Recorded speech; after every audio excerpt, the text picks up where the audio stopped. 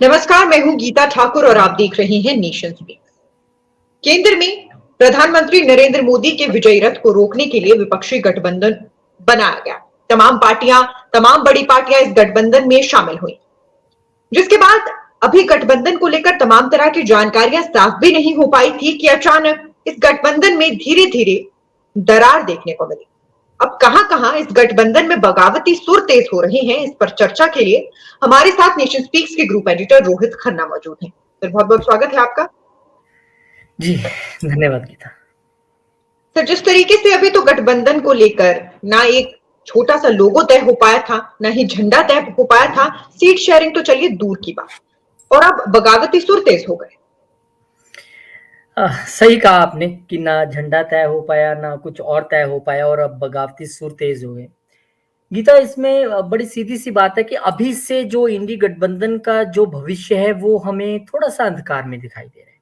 जिस तरीके से मैं पहले दिन से कह रहा था, हम इस पे आज डिस्कशन नहीं कर रहे हैं, आज हमें डिस्कशन करते हुए 1.5 महीने से ज्यादा हो गया और हम पहले दिन से कह रहे हैं कि आप ये कैसे पॉसिबल है कि नेशनल लेवल पे तो कहें आप हमारा गठबंधन है, स्टेट लेवल पे हमारा गठबंधन नहीं है, या फिर कहें कि स्टेट लेवल पे तो गठबंधन है, नेशनल लेवल पे नहीं है। ये कैसे हो सकता है? आपको ये तय करना पड़ेगा। और ये पहले से ही दिख रहा था, क्योंकि अब जो एक अखिलेश यादव का बयान सामने आया है एमपी में, जो अब हुआ है कि जहां से समाजवादी पार्टी ने उतारा वहीं से कांग्रेस ने उतार दिया, और फिर अखिलेश यादव ने कहा ये आपको तय करना है, अगर एक स्टेट में नहीं होगा तो कहीं नहीं होगा। ये मेरी तरफ से तो सीधा इंडिकेशन मुझे लग रहा है कि वो कह रहे हैं कि अगर एमपी में आप ऐसा करोगे तो हम यूपी में नहीं करेंगे आपके साथ। यही मतलब हो गया ना कि अगर एक स्टेट में होगा तो बाकियों में भी नहीं होगा। अब उसके ऊपर फिर अजय राय का बयान आ जाना, जो यूपी कांग्रेस के है, और उनका ये कहना कि अखिलेश यादव को ये समझना चाहिए कि एमपी में तो पंजे पे ही सब, उसी को जानते हैं, उसी पे होगा सब कुछ। तो फिर अजय राय को ये भी जानना चाहिए कि इसी तरीके से यूपी में साइकिल को जानते हैं सब, वहां पे आपकी कोई ज्यादा बेस नहीं है, एक सीट है सिर्फ एमपी की आपकी।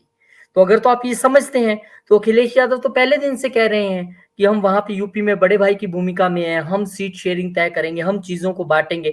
लेकिन अब इस सब के बीच मुझे लगता है कड़वाहट और बढ़ जाएगी, और इस सब के बीच ये होगा कि कहीं ना कहीं से ये आपस में मनमुटाव इतना बढ़ जाएगा कि टूट दिख सकती है, क्योंकि ये अखिलेश यादव के जो बयान है उसका साफ मायना है कि आपको तय करना है, ऐसा नहीं होगा। और मुझे लगता है मेच्योरिटी भी यही थी, इंडिया गठबंधन की मेजोरिटी, जो मेच्योरिटी लेवल था वो यही था कि आपने इतनी मीटिंगें कर ली लेकिन उसमें से सिफर नतीजा निकला, एक रैली तक नहीं आप कर पाए और सबको जोड़ के साथ नहीं रख पा रहे हैं। आपको तय करना ही चाहिए था टेबल पे बैठ के कि भाई हम लोकसभा चुनाव के लिए जा रहे हैं तो उसके लिए विधानसभा में भी हम इकट्ठे लड़ेंगे। ऐसा नहीं है, आप देख लीजिए हर स्टेट में हर जगह कोई ना कोई पंगा पड़ा ही हुआ है। तो कुल मिला के ये कह सकते हैं कि ये चुनाव होते होते या खत्म होते होते ये दरार और बढ़ सकती है, बढ़ेगी, ऐसा दिखाई दे रहा है। और ऐसा लग नहीं रहा है कि 28 का आंकड़ा जो पार्टियों का इकट्ठा हुआ है ये आगे चढ़ के आपको यही दिखेगा, मुझे इसमें बहुत संशय है।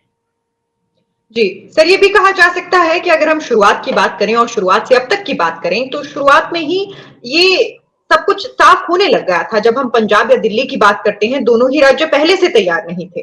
दोनों ही राज्यों में तमाम तरह की बयानबाजी भी देखने को मिली, चाहे कांग्रेस नेताओं की तरफ से हो या आम आदमी पार्टी के नेताओं की तरफ से हो। यानी कहा जा सकता है कि एक तस्वीर बनती हुई तभी नजर आ चुकी थी। आपका कहना यहाँ पे बिल्कुल सही है।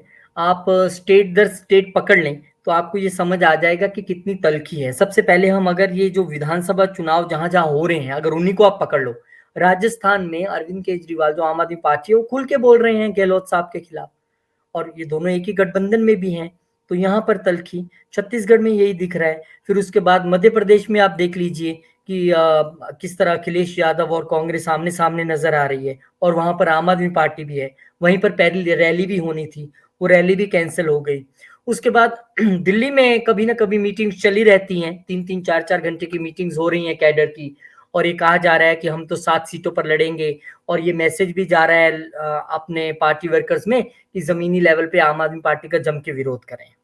तो कौन कह रहा है? ये कांग्रेस के लोग कह रहे हैं। कहाँ कह रहे हैं? दिल्ली में कह रहे हैं।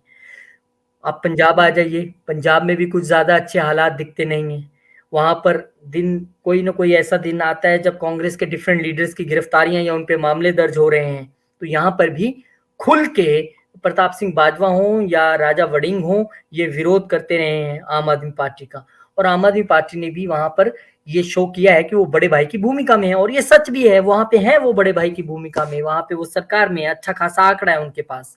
तो वहां पर भी बात जो है वो खटाई में पड़ती नजर आ रही है। आप बंगाल में चले जाइए, वहां पे अधीर रंजन चौधरी और ममता बनर्जी एक दूसरे को देखना नहीं चाहते हैं, हर रोज एक दूसरे के खिलाफ बयान आते हैं। वहां की लोकल पॉलिटिक्स देख लीजिए आप, बिल्कुल अलग है। सीपीआई सीपीएम, कोई ऐसा दिन नहीं होता जब ममता बनर्जी के खिलाफ नहीं बोलते हो, या टीएमसी सीपीआई सीपीएम के खिलाफ ना बोलती हो, या कांग्रेस के खिलाफ ना बोलती हो।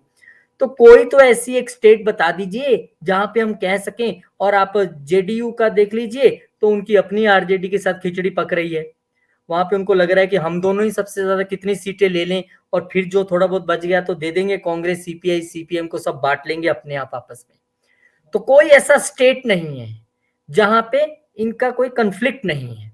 और ये कैसे 28 पार्टियों का इंडी गठबंधन, इतना प्रचार प्रसार, इतने धूम धड़ाके से, ये तो कुछ इस तरह से लगता है कि जैसे किसी ने बहुत एक धूम धड़ाके से कोई प्रोडक्ट लॉन्च किया कि भाई छा गए आ गए, देखो बस कमाल हो गया, और वो प्रोडक्ट मार्केट में आने से पहले ही ठूस नजर आ रहा है। कोई एकजुटता नजर नहीं आ रही है, कोई प्रोग्रेस नजर नहीं आ रहा है। कभी कभी शरद पवार मिल लेते हैं जाके राहुल गांधी से, मल्लिकार्जुन खड़गे से, आज मीटिंग हो गई जी, ये कैसी मीटिंग है? 28 दल हैं, आप 2 दल बैठ के मीटिंग कर ली और हो गया मीटिंग। वहां पे जेडीयू आरजेडी मिल लेते हैं, कहते हैं जी हो गई मीटिंग, ये कैसी मीटिंग है? तो कहीं ना कहीं ये गठबंधन अभी से ये शो कर रहा है कि जो वो बड़ी बड़ी बातें त्याग की गई थी, कि हम त्याग करने के लिए तैयार हैं, सबसे ज्यादा त्याग मैं करूंगा, वो सिर्फ एक मीटिंग में बोलने वाली बातें थी, या बाहर आके आपके हमारे लिए प्रेस कॉन्फ्रेंस में मीडिया के लिए बोलने वाली बातें थी? त्याग वाली कोई बात नहीं दिख रही है। अगर त्याग वाली बात होती तो सबसे पहला त्याग इन 5 स्टेट्स में दिखता। क्या है, समाजवादी पार्टी और ये सब वहां पे 4-4 5-5 सीटें, 10-10 सीटों पे लड़ेंगे, 20 सीटों पे लड़ लेंगे, और क्या है, 200-200 सीट की स्टेट है वो, उससे ज्यादा की है। तो वहां पे आप क्या हासिल कर लोगे? अगर त्याग था तो सबसे पहले वहां से करते। और अगर कांग्रेस अपने आप को बड़ा मानती है और त्याग की स्थिति में है, तो कहते कि ठीक है हम बड़े भाई हैं, आपको दी 5 सीटें, आप बिल्कुल टेंशन ना लो, आप लड़ो, कोई दिक्कत नहीं है। कोई त्याग नहीं है, वहां पे एक एक सीट की लड़ाई है। तो कहानी कुल मिला के ये है कि इंडी गठबंधन का जो भविष्य है, अभी हमने इसमें महाराष्ट्र टच नहीं किया। वो इसलिए टच नहीं किया क्योंकि वहां पे जो एमवीए है, महाविकास अघाड़ी, वो चुनाव के बाद बना था। कांग्रेस और एनसीपी तो आपस में कभी ना कभी इकट्ठे लड़ते रहे, इनकी सीट शेयरिंग हो जाती है, लेकिन शिवसेना एक नया किरदार है उसमें, जो बिल्कुल इन दोनों पार्टियों के हमेशा विरुद्ध रही है, हमेशा इनके विरुद्ध पार्टी चली है। राजनीति बाला साहब ठाकरे की इनके बिल्कुल अगेंस्ट चली है हमेशा। अब बाला साहब नहीं है, उद्धव ठाकरे हैं। अगर एमवीए को आपस में सीटें बांटनी है, ठीक है, आज आप सब लोग बीजेपी के खिलाफ हैं, लेकिन कैसे बांटिएगा सीटें? आपके वर्कर और इनके वर्कर हमेशा एक दूसरे के आमने सामने रहे हैं, और तीनों ही पार्टियां, हालांकि टूट हुई है, एनसीपी और शिवसेना दोनों में टूट है, और इसी का फायदा वहां पर कांग्रेस उठाएगी भी, आप देखना पक्का। कांग्रेस पक्का कहेगी कि आप दोनों तो 50-50 हो गए हो, पहले ही आप तो टूट गए हो दोनों जने, आपको तो स्प्लिट हो गया है, तो आपको तो इतनी ही सीटें मिलनी चाहिए देखा जाए तो वहां पे फिर पंगा पड़ेगा कि भाई तीनों बराबर की पार्टियां हैं, तो बराबर की सीट शेयरिंग होनी चाहिए। तो पूरे देश में आप कहीं नजर दौड़ा के देख लें, जम्मू कश्मीर में चले जाएं, तो वहां उमर अब्दुल्ला कहते हैं भाई जिसकी सीट जहां पे जो एमपी है वहां की बात तो आप करना मत, और देख लेते हैं फिर कहां कहां करना है। तो आप जम्मू कश्मीर से शुरू होकर नीचे बंगाल तक चले जाइए, केरला तक चले जाइए। केरला में मतलब ही नहीं है कि लेफ्ट इनके साथ मिलकर लड़ना चाहें, अंदर खाते बात चल रही है, बाहर भले ही आप एक टेबल पे बैठ जाएं सारे, पर अंदर यही बात चल रही है कि लेफ्ट कांग्रेस से हट के चुनाव लड़ेगा, वहां पर इकट्ठे नहीं लड़ना है। तो मैं ये पूछ रहा हूँ स्टेट कौन सी बच गई? ऐसी कौन सी स्टेट है? हरियाणा में आ जाइए आप, चलिए आप कहेंगे हरियाणा छोड़ दिया आपने। हरियाणा में हुड्डा खुल के कह चुके हैं कि हमें आम आदमी पार्टी की जरूरत नहीं है, हम तो अपने दम पे लड़ेंगे चुनाव, हम तो अपने तरीके से लड़ेंगे यहाँ पे। फिर ऐसी कौन सी स्टेट बच गई जिसके विषय में हम चर्चा करें? और गुजरात में आप देखना पंगा पड़ेगा। यहाँ पे गुजरात में कांग्रेस पार्टी ने 5 विधानसभा की सीटें जीती हैं। कांग्रेस वहां पे बहुत वीक है। डेफिनेटली अगर सीट शेयरिंग होती है तो अरविंद केजरीवाल वहां से सीटें मांगेंगे अच्छी खासी, कहेंगे कि आप तो पहले ही यहाँ पे इतना वीक है, आप जीतते ही कुछ नहीं, हर बार हार जाते हैं, तो इस बार हमें इतनी सीट दीजिए। क्या वहां का लोकल कैडर इतनी उनको सीट देने के लिए तैयार हो जाएगा? आप और जी। कौन सी स्टेट है जहां पे आपने सीट शेयरिंग करनी है, यहाँ पे कोई एलआई हो आपका? पूरा भारत तो कवर हो गया। तो कुल मिला के इससे ये दिखता है कि एक इंडी गठबंधन की वो जो एक मेगा शो वाली तस्वीर, 28 लोग हाथ उठाए मंच पे खड़े हैं और तस्वीरें छप रही हैं, अगले दिन सुबह मोदी को दे दे, ऐसे देंगे आप मोदी जी को चुनौती? ये आपका तरीका है मोदी जी को चुनौती देने का? तो वो तो बीजेपी इसलिए कॉन्फिडेंट हो, तो पहले दिन से कह रहे हैं कि ये कुछ नहीं है, आप चिंता ना कीजिए। उनको कॉन्फिडेंस है कि ये तो दिसंबर आते आते खुद ही लड़ मरेंगे आपस में, खुद ही आपस में एक दूसरे को छोड़ देंगे, और वो स्थिति बनती भी नजर आ रही है अभी। तो मैं वही पूछ रहा था, जो त्याग वाली बातें हो रही थी, वो त्याग तो 543 सीटों की सीट शेयरिंग करनी है आपने, वहां का त्याग तो बहुत बड़ा त्याग है। एक एमपी की सीट के अंदर 10 एमएलए आ जाते हैं, और यहाँ पे आप एक एक एमएलए के लिए त्याग नहीं कर सकते हैं। कांग्रेस बड़ी भूमिका में है मध्य प्रदेश में, अगर उसको कहीं लगता है कि समाजवादी पार्टी मजबूत है तो दे देनी चाहिए थी सीट उसको, लेकिन नहीं दी। तो क्या ये इंडी गठबंधन है? क्या इस तरह से ये चुनौती देंगे सबसे बड़ी दुनिया की पार्टी को? देश में जो इस वक्त सत्ता है उसको आप इस तरह से? मेरे को नहीं लगता है।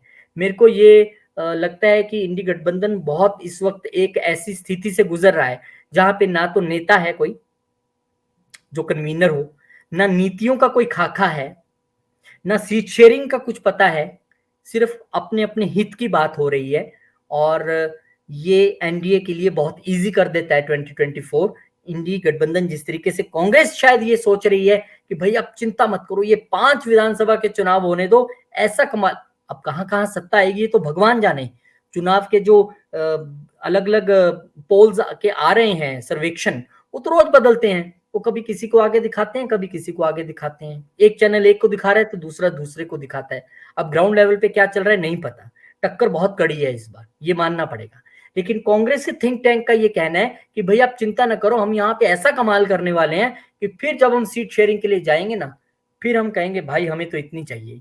पर कांग्रेस को ये समझना चाहिए कि भाई साहब, इतने बड़े बड़े नेता आप लोग, कहाँ आपकी सोच है?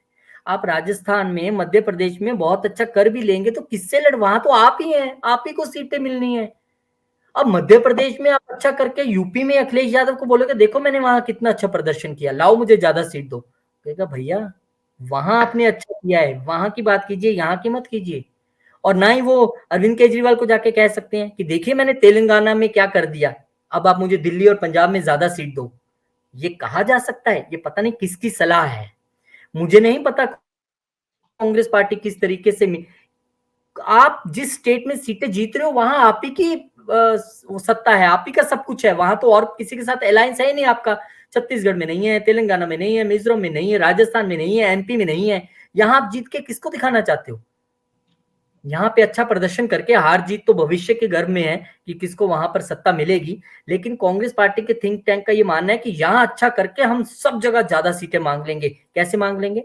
बिहार में आप क्या कहोगे जेडीयू को जाके कि हमने तेलंगाना में बहुत अच्छा किया, हमें ज्यादा सीटें दो, यहाँ दे देंगे वो आपको।